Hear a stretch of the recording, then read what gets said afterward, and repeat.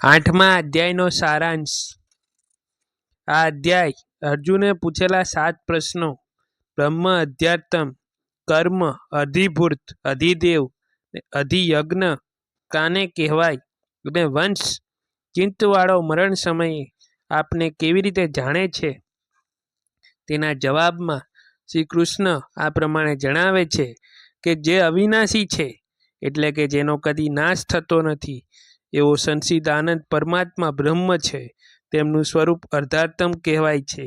પ્રાણી માત્રને ઉત્પન્ન કરનારી ને વૃદ્ધિ કરનારી સૃષ્ટિ ક્રિયાને કર્મ કહેવાય છે। નારાવંત પદાર્થ અધિભૂત છે। પુરુષ ચેતનની અધિષ્ઠાતા અધિદેવ છે અને જીવમન માત્ર પરમાત્મા તરીકે રહેલો હું જ અધિયજ્ઞ છું। જે મનુષ્ય અંતકાળે ઓમ એવા અંકાશ કરી બ્રહ્માનું ઉચ્ચારણ કરતો કરતો એ સાથે સાથે મારું જ સ્મરણ કરતો કરતો દેહ છોડી જાય છે તે મારા સાક્ષાત સ્વરૂપને પામે છે ને આ સંસારમાં પૂર્ણજન્મ પામતો નથી। યોગુ આ રહસ્ય તત્વી જાણીને પછી વેદોમાં, વંદોમાં, તપોમાં તથા દાનોમાં જે પુણ્યબળ કહ્યું છે તે સર્વને ઓળગી જાય છે અને સનાતન શ્રેષ્ઠ સ્થાનને પામે છે। 8મા અધ્યાયનો પ્રારંભ। અર્જુન પૂછે છે, હે પુરુષોત્તમ, તે બ્રહ્મ શું છે? અધ્યાત્મ શું છે? કર્મ શું છે? વળી અધિભૂત શું કહ્યું? અને અધિદેવે શું કહેવાય છે? એ મધુસૂદન, આ શરીરમાં અધિયજ્ઞ કોણ છે ને તે આ શરીરમાં ક્યાં અને કેવી રીતે છે તથા વંશ ચિંતવાળા મરણ સમયે આપને કેવી રીતે જાણે છે?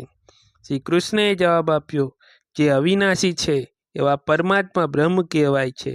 તેનો સ્વભાવ અધ્યાત્મ કહેવાય છે ને પ્રાણી માત્રને ઉત્પન્ન કરનારી ને વૃદ્ધિ કરનારી સૃષ્ટિ ક્રિયાને કર્મ કહેવાય છે। નાશવત પદાર્થ અધિભૂત છે। પુરુષ ચૈતન્ય અધિષ્ઠાતા અધિદેવ છે અને હું વાસુદેવ જીવ માત્રમાં દેહમાં અધિયજ્ઞ છું એટલે કે પરમાત્મા તરીકે રહેલો પરમેશ્વર હું જ છું। જે મરણ સમયે મારું જ સ્મરણ કરતો કરતો દેહ છોડી જાય છે તે મારો ઈશ્વર ભાવ એટલે કે મારા સ્વરૂપને પામે છે।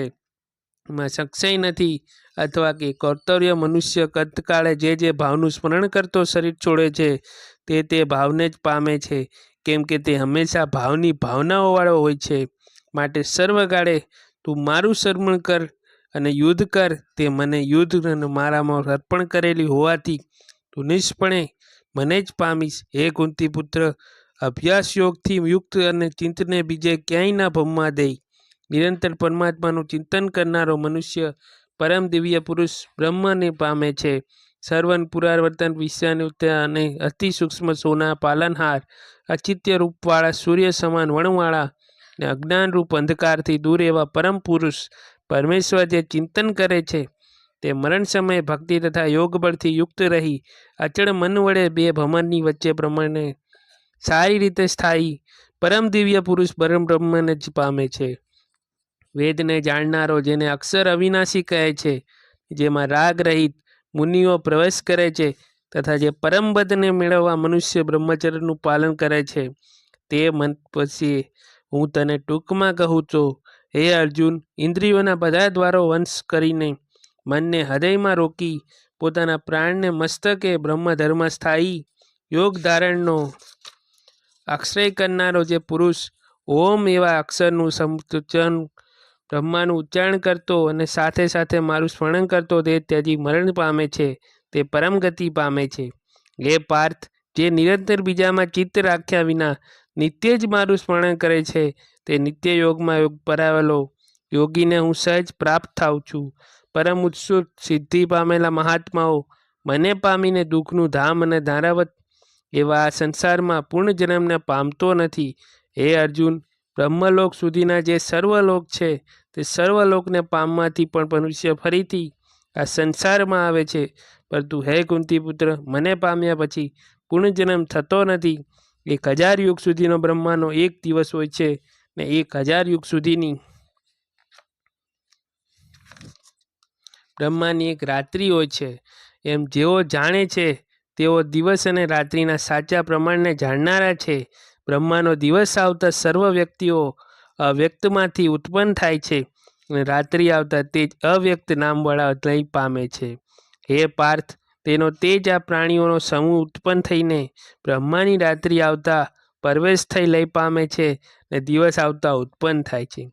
પરંતુ તે યવ્યક્તથી પર એવો બીજો યવ્યક્ત સનાતન ભાવ છે તે સર્વભૂતો નાશ પામવા છતાં પણ નાશ પામતો નથી. તે યવ્યક્ત અક્ષર છે એમ કહેવાય છે અને તેની શ્રુતિઓ પરમગતિ કહે છે, જેને પામીને જ્ઞાનીઓ સંસારમાં પાછા આવતા નથી. તે મારું પરમધામ છે. હે પાર્થ, સર્વભૂતો જેની અંદર રહેલા છે ને જેના વડે આ સર્વ જગત વ્યાપેલું છે, તે પરમ પુરુષ તો અન્ય ભક્તિથી પ્રાપ્ત થઈ શકે છે. હે ભરત શ્રેષ્ઠ, જે કાળે મૃત્યુ પામેલા યોગીઓ પાછા આવતા નથી તથા જે કાળે મૃત્યુ પામેલા યોગીઓ પાછા આવે છે, તે બંને કાળ હું તને કહું છું. જે કાળમાં મનુષ્યમાં મનના સ્થૂળ પદાર્થોથી કામના કે ઈચ્છા રહી ન હોય અને તેમનાથી પર ઉપર જવાની ભાવના હોય, તેમજ વાદળોથી રહિત ઉત્તરાયણના 6 મહિનામાં શુદ્ધ દિવસ જેથી થતા ઘુમાડા રીત અગ્નિ જેવી આત્મપ્રકાશવાળી નિર્ભરતા પ્રાપ્ત થયું હોય, ત્યારે દેહનો ત્યાગ કરનારા બ્રહ્મજ્ઞાની બ્રહ્મભાવને પામે છે. જે કાળ મનુષ્ય સક્રામી પ્રવૃત્તિ પ્રત્યે મોહ પામેલો હોય, કામનાઓનો ધુમાડો હોય, અજ્ઞાનના અંધકારની રાત્રિ હોય, વાદળોવાળા દક્ષિણાયન છે, 6 મહિના જેવું મન શસ્ત્રયુદ્ધ હોય, ત્યારે ચંદ્રના સમાન પરમ પ્રકાશિત વિષયોમાં અંજાયેલો એવો અર્પૂર્ણ કામનાવાળો યોગી સર્વ પ્રકાશને પ્રાપ્ત કરતો નથી. તેથી મૃત્યુ પામ્યા પછી પણ અર્પૂર્ણ કામનાઓ લઈ પાછો ફરે છે. કેમ કે જગતમાંથી આત્માઓ પ્રયાણ કરવાની શુક્લ અને કૃષ્ણ એવી 2 ગતિઓ મનાયેલી છે. શુક્લ ગતિને જનારે અહીં પાછા ફરવું પડતું નથી અને કૃષ્ણ ગતિએ જનારે અહીં ફરીથી આવવું પડે છે. હે પાર્થ, આ બંને માર્ગને જાણતો કોઈ પણ યોગી મોહ પામતો નથી. માટે હે અર્જુન, તું સર્વકાળે યોગયુક્ત થા. કેમ કે આ બંને ગતિને તત્વથી જાણ્યા પછી યોગી વેદોમાં, યજ્ઞોમાં, તપોમાં તને દાનોમાં જે પુણ્યબળ ફળ કહ્યું છે તે સર્વને ઓળગી દઈ સનાતન શ્રેષ્ઠ સ્થાનને પામે છે. આ 8મો અધ્યાય પૂરો થાય છે. જય શ્રી કૃષ્ણ. જય માતાજી.